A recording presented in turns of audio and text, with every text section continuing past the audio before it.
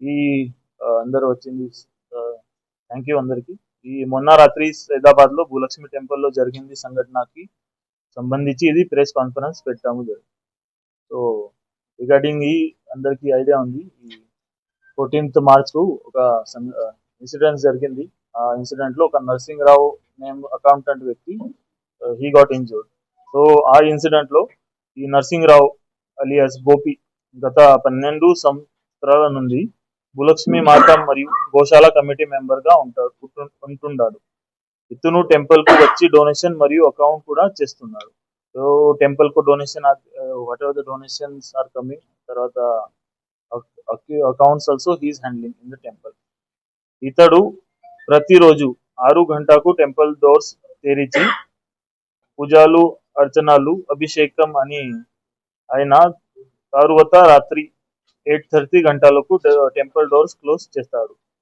So 14 March రోజు రాత్రి 7:30 గంటగా victim temple reception table పై కూర్చొని ఉండగా ఒక వ్యక్తి మాస్క్ మరియు క్యాప్ పెట్టుకొని వచ్చి టెంపుల్ అన్నదానం ప్రోగ్రాం గురించి అద్దెకి రిసిప్ట్ తన పేరు పై వ్రాయమన్నాడు.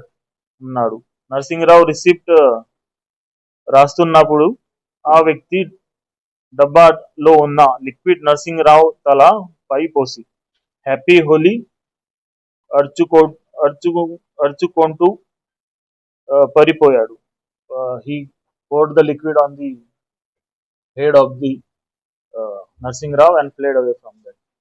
సో వెంటనే నర్సింగ్ రావు ని యశోద హాస్పిటల్ కు షిఫ్ట్ చేశారు. ఈ కేసుకు ఎఫర్ట్స్ డిటెక్షన్ కోసం టాస్క్ ఫోర్స్ తో పై 6 టీమ్స్ ఫామ్ చేయడం జరిగింది. ఈ ప్రాసెస్ లో నియర్లీ 400 కెమెరాస్ చెక్ చేయడం జరిగింది. South east zone task force team మరియు local police. So CCTV footage లో ఏ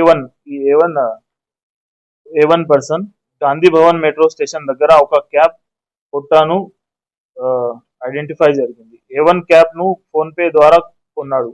క్యాబ్ సెల్లర్ దగ్గర నుండి ఏ1 ఒక ఫోన్ నంబర్ కలెక్ట్ చేసి సిడిఆర్ అనాలిసిస్ చేసి ఏ2 గురించి క్లూస్ వచ్చాయి.